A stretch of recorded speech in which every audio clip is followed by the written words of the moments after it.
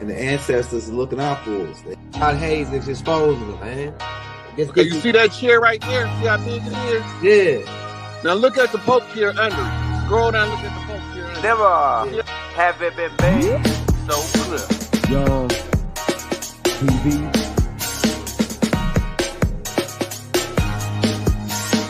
Young. We running the game right now.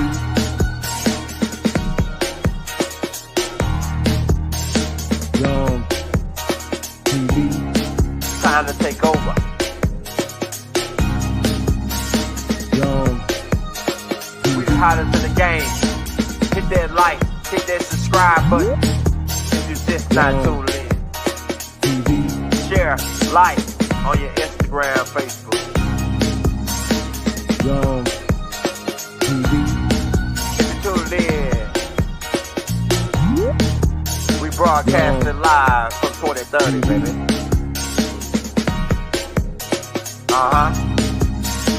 Young TV.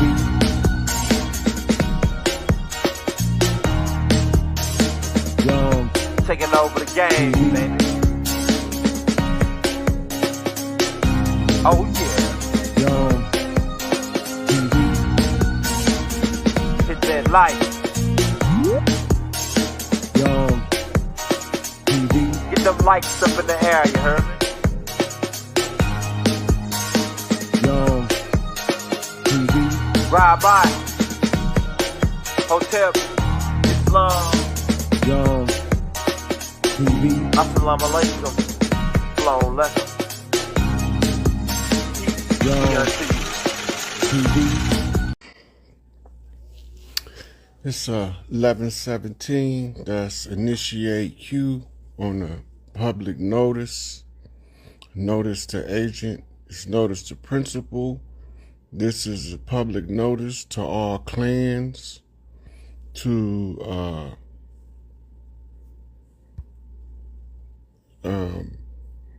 all clans, military, and continuity of government team. So a lot of us has been watching, and hold on, let me see how I want to do this. Okay, let's get into the public notice first. This public notice is to make the tribe's membership, the general body, aware that the U.S. corporation is no more. The Vatican control of the earth is no more. The Buckingham Palace and its related so-called royal families are all gone.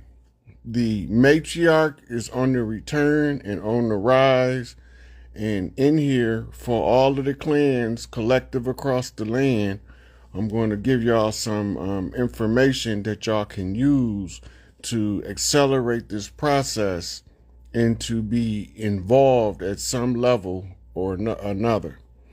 So we need the three kings walking.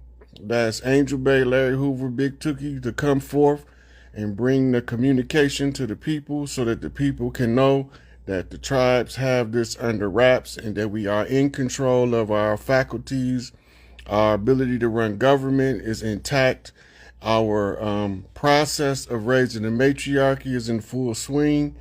The only remaining thing is to create a database of matriarchs across the land, which is our clan mothers that have been already doing the work. And a good example for you to know what I'm talking about when I say doing the work, Chief Warhorse is a perfect example of a clan mother that's been doing the work. She got the paperwork to prove it. She's been dealing with the political side of the legal fiction, and she's now about to be, her skill set is about to be needed with the matriarchs as far as how she's been working with the government and how they've been systematically usurping the people, and they have gave us no recourse. Another good example is Hydia Barble of the Goddess Glow Up, an excellent example of a clan mother. She does her Goddess Glow Up, which is a healing circle for sisters to heal without distinction for race, political affiliation, or social standing in the community. Healed women, and the work that she's been doing will be able to be expanded upon and supported by the matriarchy so that her effectiveness is increased and the positive impact to the sisterhood is also increased, and it also serves as a way to help mothers to not get trapped in caregiver syndrome, where they're so busy taking care of their family that they end up neglecting their own health, and causes us to lose many mothers earlier than we need to lose them. They're getting caught in caregiver syndrome because they're single-handedly handling what we used to do with the sisterhood. Sisters born in the same family used to raise all of their children together, even though they lived separate lives, and then they would use each other's resources to take all of the burden and allow for the women to have constructed breaks from being the only caregiver in the home, to allow the father's time with the children as the primary caregiver, while the mother go to her retreat at the Goddess Glow Up and be able to receive the self-care, the recovery time, and the ability to be with like-minded sisters just focused on healing, so that that energy can be spread throughout the whole of the planet. Another good example is Professor Bayeno Bayelo, who is a Haitian historian who passionately speaks about the Haitian Revolution and the actors in the Haitian Revolution that allowed us to find the bloodlines required to close out the Haitian revolutionary conjure that was an assistant conjure to the Gullah Wars. And if you look at the conclusion of the Haitian Revolution and the migration patterns from the island, you'll see that they migrated to two places. The priestesses went to New Orleans to reinforce the conjure with the root working women of the ENO. The men, they in turn went to fight in the Gullah Wars in Florida. So you find a large influx of Haitian immigrants during the Gullah Wars migrating to Florida at the conclusion of the Haitian Revolution, while Dessalines was reorganizing the clans. The war conjure was still open, so the warriors, being at thirst for blood, had to find the nearest battlefield that they can support and vent that energy, right? So all of these things are walked back, reverse engineered, took everything that they threw at us, and we turned it around and exposed it to the public. From their blood conjure rights at the blood of Crispus Attucks, writing the secondary constitution that was held in the George Washington Memorial, to the feathers versus the fezzes in the George Washington Challenge, the fezzes of the Shriners who was involved, is all kept in the fez display in the George Washington Memorial Museum. Those things are critical to the verification of what happened on the land. The Liberty Bell, the crack, being the signature of Enlil as the god of the sky, god of thunder, and his assertion of jurisdictional supremacy on the land while none of the high chiefs was present. The next thing that we went over was how all of the clans was called from all parts of the world, from the Samoan Islands, the Tongan Islands, the Hawaiian Islands. We were called from New Zealand, from Australia, from South America, from Central America, from Alaska, from Canada, all across America. We was all called to come give aid and assistance to fight the Gullah Wars in opposition of the Spanish Armada. Everything that we've done to date has been to undo what was done and what was done to us. Now we're at the part where the government is present and the matriarchy is moving in the position to be of service and to serve the people of the land without distinction of race, creed, color, or philosophical background.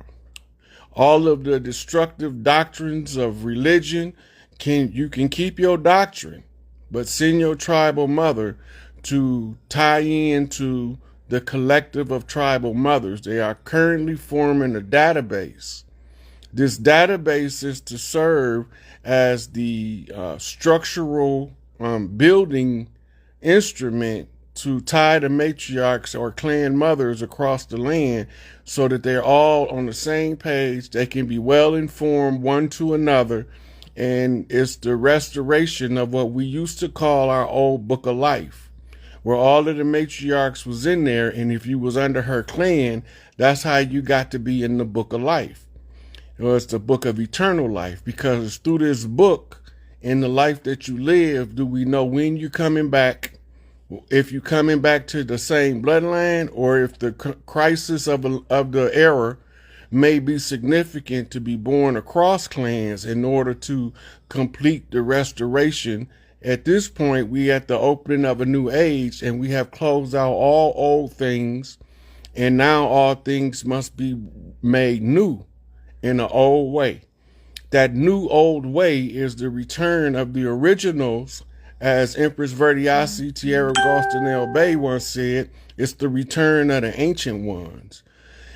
All of this is important to the clans to know, because it's with their efforts and their support to the return of us, the original organic people of the earth, and specifically the Americas, to return what was rightfully ours by birthright and by blood right, and by our works and our deeds that shows that we're worthy and capable enough to maintain our own affairs, whether it be politically, socially, economically, educationally, whether it's in entertainment, labor, law, politics, religion, sex, war, or health. We are functional, we are operational, and all of the clans must be aware that in order for this to work, we have to all find a common ground to come to unity. And that common ground to date is called the Great Law. If we all return to the Great Law, we all return to the same page, and we all can be participants in this redemption process and restoring the original inhabitants of Turtle Island to their original position as sovereigns over the land that they are born from. We are one with the earth. The part of the earth that the clans of the Americas of Turtle Island are the ones who are responsible for the regaining of political control and the reallocation of resources across the land to the collective clans so that they can live their best life, and to revamp their educational programs with tribal rope programs, which is rites of passage education, which is different from your see-look method of teaching and learning. That's an indoctrination process.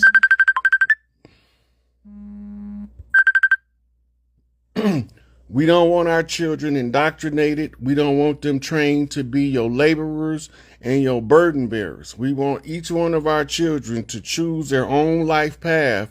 And we, as the parents and the adults in the society, will from this point forward give them the tools required for them to construct a future according to their character and personality and their current mindset as they naturally are, not how we want them to be. We're going to be returning the caregiving of the children back to the big mamas, where the big mamas come together, have a big ass house, and when the women and the men got to go do labor functions for the clan that they part of, there would be a group of women there with the mothers to oversee the children. The men will be instructed on how to form rites of passage for the boys in leadership classes. We need Big Meech. We need Big Meech because Big Meech is the prince trainer. He is the one responsible for teaching the boys how to live with opulent wealth without being consumed by selfishness and greed. He's experienced in teaching them. He was doing it before they arrested him, and he's going to go back to training them if he chooses to once he's liberated. That skill set cannot be taught by anybody. You have to be endowed with that skill set from prime creator and source. So we would like for Big Meech to be willing to come and to educate the boys on how to live with this opulent wealth they're about to receive, where it doesn't go to their head. It doesn't cause families to fall apart. It don't cause for people to have to selfishly grab their little piece of the pie and run off in the corner. It's enough for all of us to eat. So we need to say free Big Meech under the banner of Free Larry Hoover, the same as is Free Angel Bay. Under the banner of Free Larry Hoover, the same as is Free Malachi York. Under the banner of Free Larry Hoover, the same as is Free Imam Abu Jamal Al-Amin, which is the same as Free Larry Hoover. When we say Free Larry Hoover, we mean free all political prisoners. We mean restore the tribes back to their original status before the settlers came in 1492, the pre-Columbian era, which brings us to a post-Columbus era, where we are no longer bound by their treaties and contracts and their artificial paperwork used to usurp our jurisdictional supremacy as the caregivers of the land. We will no longer acknowledge any of their corporate fictions, and it is now the responsibility of the continuity of government program to bring to the awareness of the collective the actual events, so that the collective is aware of the transition of power that's taking place in real time without the confusion of the media that's been controlled by CIA and other nefarious forces involved in media control. No longer will we be subject to those false and misleading news reports. We are now about to see new reporters that's going to be coming out to report the truth, and all of those who were agents of the legal fiction will be removed from television so that the real truth can be delivered to the people in a digestible format based on their ability to comprehend it. The scripts have been all exposed. We know who the frauds are. We know who the actual actors are. So now it's time for us to return back to tribal ways and to restore the land, air, and the water back to its pristine state, because none of the water was poisoned before they came. You could drink anywhere water was. None of the land was poisoned. Wherever you dropped the seed, it was going to grow there. None of the air was poisoned because we wasn't flying across the sky spraying chemtrails to toxify the air in order to stranglehold the original inhabitants and try to slowly kill them by the attrition method. All that's done. We are done with that.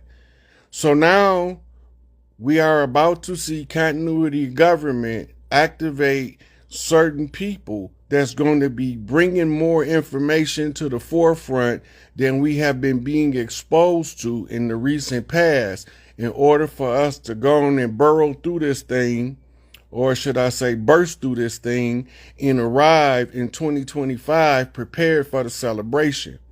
We are low on time in order to have a strong and functional infrastructure for the plans that we have for the future and for this great celebration of 2025, return of the matriarchy and the final independence of the people who was held in reprisal for a debt we didn't owe. So that's the public service announcement. So what I'm going to do, if y'all have questions relating to the public service announcement, I'm going to end the video now, and then I'm going to restart, and I'm going to take questions one at a time and try to get about an hour of questions in.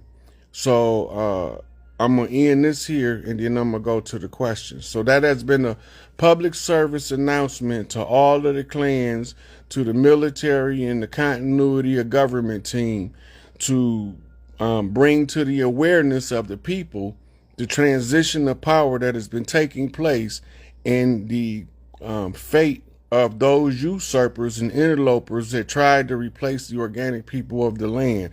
It's a wrap, people. In the immortal words of Bugs Bunny and Porky Pig,